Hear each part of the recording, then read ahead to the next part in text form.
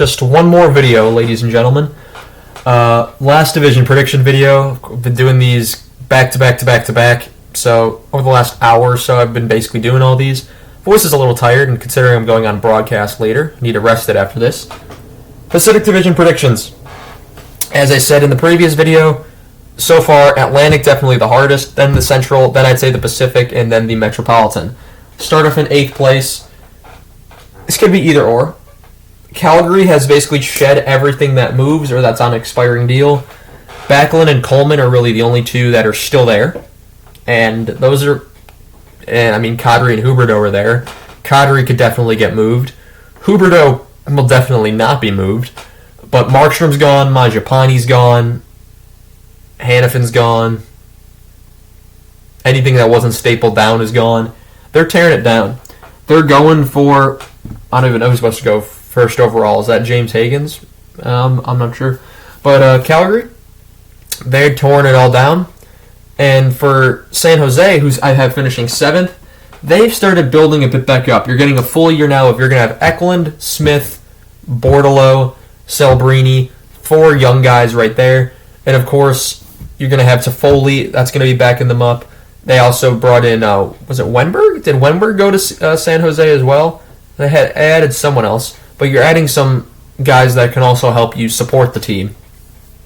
So for Calgary and San Jose, you're bottom of the bucket teams in the West along with Chicago. But Calgary probably is going to be worse than they were last year. San Jose can only get better. 47 points. There's no way they do that again. Anaheim at number 6. Anaheim, the only reason they're number 6 is because there's nowhere else I can go lower with them. They underachieved last year somehow. Somehow this team underachieved, and it's unacceptable. I mean, Verbeek I think has done a good job of bringing in young guys. Of course, we're going to get a full season of Cutter Gauthier, see how he does. Their depth has to take another step. I mean, they added Ryan Strome a few years ago, Alex Killorn. These are guys that have to play leadership roles to these young guys. Carlson, Zegras, Gauthier as mentioned. Mason McTavish, I think, probably becomes the next captain here in Anaheim. Cam Fowler, probably going to be moved, I would say, this year. Go to a contender at the deadline or something like that.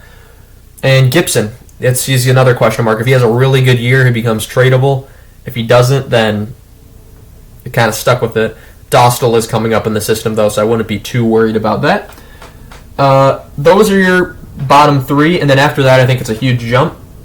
And a controversial one, because I'm going to have LA at number 5. Simply by the fact that I didn't really see what they haven't really addressed much. They traded out Dubois. They brought in Kemper, who didn't have a good year. They got rid of Dubois' contract, though. They brought in Tanner Jeannot, who's stalled. Warren Fogle, part of Edmonton last year. Good player. Not game-changing, but a good player. And I don't think they just have those game breakers. Like, this team can't get past Edmonton in the first round, and it's been 3 years now. There's teams that are going to start jumping them. Seattle had a down year, and that's who I have at number 4, Seattle. They brought in Montour, they brought in Stevenson. To a team that was having problems with goal scoring, offensive defenseman and Montour should help with that. Stevenson could put some pucks in the net. More of a two-way forward, but you can see that. And then a full season of Shane Wright. Probably he makes the team. I think he has to make the team at this point. But for Shane Wright, he's going to be a big factor here because that's supposed to be one of your franchise guys. And he's taken long to develop, much longer than I think anyone expected. It's important not to rush anyone along. But as a 4th overall pick, it's now time for him to show up and prove why he was selected as projected to go 1st overall, and then he fell to 4th. But prove why he was taken that high. Because look at guys like Slavkovsky, you've already got $8 million plus extensions. Number 3, their expansion brethren in the Vegas Golden Knights. They lose Stevenson. They lose Marchessault. They lose Thompson. They still have Aiden Hill in net. Akira Schmidt is a 3rd now. Who did they bring? They brought in Samsonov to play backup. Vegas is good at taking bets on guys. They bring in Alex Holtz. They bring in Victor Olofsson. Guys who have Olofsson's produced before. Can they get him going again? Holtz is a young guy. Can they get him to take that next step that he did in New Jersey. Hannafin's getting a full year on the blue line. We'll see how he fits in with Vegas's elite D. Vegas's elite defense and goaltending is what is kind of it's kind of the Boston of the Western Conference in a way, because they're kind of sucking the energy out of teams, kind of like not like the Trap but they're big, they're mean, and they could punish you in the back by putting pucks in the back of the net as well. When you got guys like Theodore, Hannafin's now been added there. Martinez is gone, but Zach Whitecloud, I'm sure, can fit his spot just fine.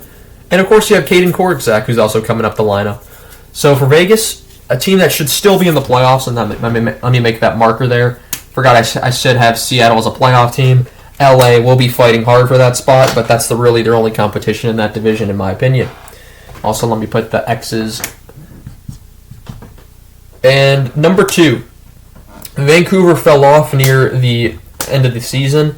Oh, they didn't fall off. They fell off the second half of the season. They had a really good start. They played well the second half to make the playoffs, of course.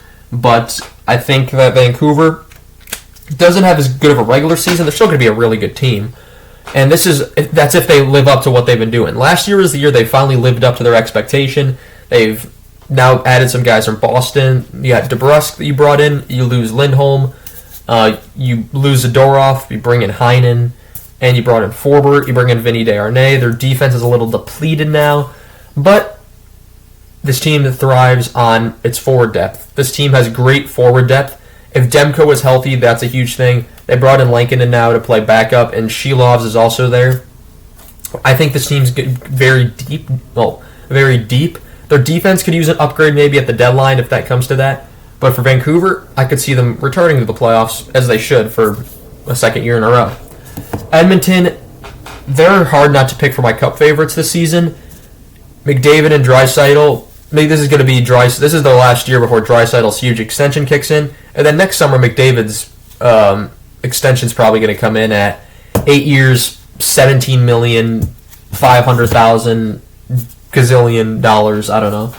But McDavid deserves the whole world for what he produces. And of course, Evan Bouchard's also going to need to get paid. So that brings up, will they buy out Darnell Nurse, which is another topic, but I don't think they will. Not considering how long of term is on that and the amount of repercussions they'd be paying for it. Oof. But Edmonton, they went to the final last year. They're going to be favorites in the West, and McDavid's got to win one at some point. Win the conference, very likely. Probably fight out with Dallas for that one. I could see it being a 1-2 point difference, maybe 3 at the most. Two teams that are going to be fighting. I wouldn't be surprised if those two teams ended up in the conference final once again. But for Edmonton, it's the year to do it if they're going to do it. And that's my division predictions for the Pacific Division. I want to thank you all so much for watching this video once again. Thank you to everyone who watched the entire prediction series this season. They'll be going up day by day. Still be doing BFRs.